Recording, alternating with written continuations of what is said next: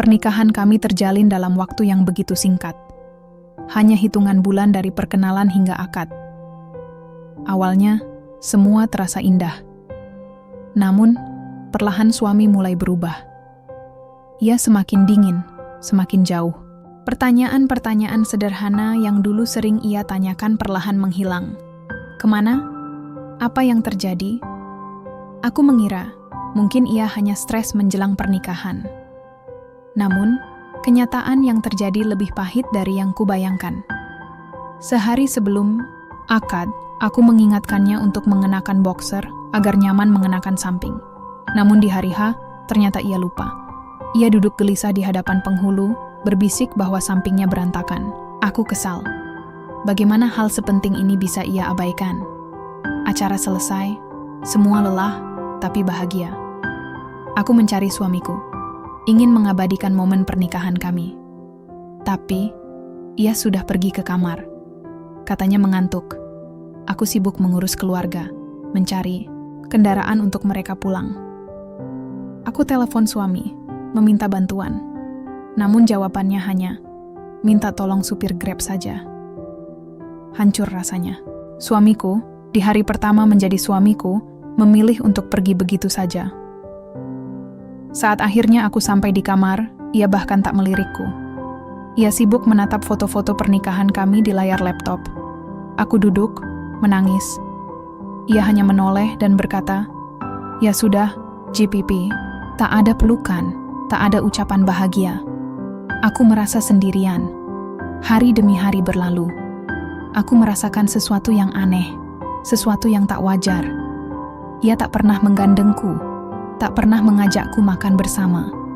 Bahkan, ia tak pernah mengajakku sholat berjamaah. Aku memendam semuanya, sampai aku menemukan sebuah file di laptopnya.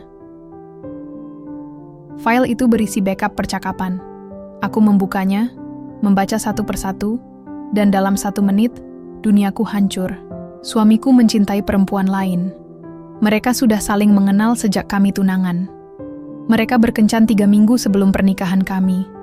Bahkan, beberapa jam sebelum akad, suamiku mengirim pesan kepadanya. "Bismillah, semoga ini pilihan terbaik dari Allah Subhanahu wa Ta'ala. Aku sayang kamu banget." Aku menangis sejadi-jadinya. Aku ingin marah, ingin pergi, ingin membatalkan semua ini. Tapi aku tak bisa. Aku menelpon orang tua suami, memberitahu mereka semua. Ibu menangis. Ayah berjanji akan berbicara padanya. Malam itu, aku pulang dengan hati yang nyaris mati. Aku menatapnya dan bertanya, "Bagaimana rasanya hidup seminggu dengan orang yang tidak kau cintai?" Ia terkejut, lalu berusaha menyangkal. Namun, aku menyebut nama perempuan itu. Ia membisu. Aku tersenyum perih dan berkata, "Kalau kamu ingin kita udahan, JPP, aku bisa pulang. Buat apa kamu sengsara hidup dengan orang yang tidak kamu cinta?" Ia menunduk, lalu tiba-tiba memelukku erat, menangis, dan berulang kali meminta maaf. Ia bilang tak ingin pisah. Ia berjanji akan menghapus masa lalunya. Dan sejak malam itu, segalanya berubah. Ia menjadi lebih lembut, lebih perhatian. Ia bangun lebih pagi, mengecup keningku setiap hari. Ia memasak untukku, menemani setiap langkahku. Namun, di dalam hatiku, ada luka yang belum sembuh. Apakah semua ini cinta, atau hanya rasa bersalah? Sebulan berlalu, aku hamil. Aku harus menjalani rawat jalan di kota asalku, sementara ia tetap bekerja. Kami kembali berjauhan, dan ketakutanku kembali. Ketika aku kembali, suatu malam aku terbangun dan mengecek ponselnya. Aku melihat nama yang tak asing lagi. Hatiku kembali hancur. Ia masih menghubungi perempuan itu. Aku menjerit, menangis, berkata ingin pergi. Ia berlutut, sujud, bahkan mencoba mencium kakiku, memohon agar aku tetap tinggal. Ia berkata, "Aku haus perhatian. Aku suka tebar pesona, tapi aku tidak cinta dia. Aku ingin pergi, tapi aku berpikir, bagaimana dengan anakku? Bagaimana dengan semua usaha yang telah kami bangun?" Akhirnya, aku memilih bertahan. Sejak saat itu, segalanya berubah.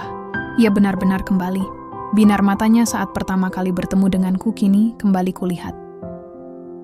Ia tak membiarkanku pergi sendirian, selalu menemaniku, bahkan hanya untuk sekadar belanja. Ia memastikan aku aman, nyaman, dan bahagia. Dan kini, saat anak kami berusia 5 bulan, aku menyadari satu hal. Cinta bukan ditemukan, tetapi dibangun. Bukan tentang kesempurnaan, tapi tentang bertahan. Aku memilihnya setiap hari, bahkan saat hari-hari terasa begitu menyakitkan. Dan kini, ia juga memilihku dengan cara yang jauh lebih kuat daripada sebelumnya.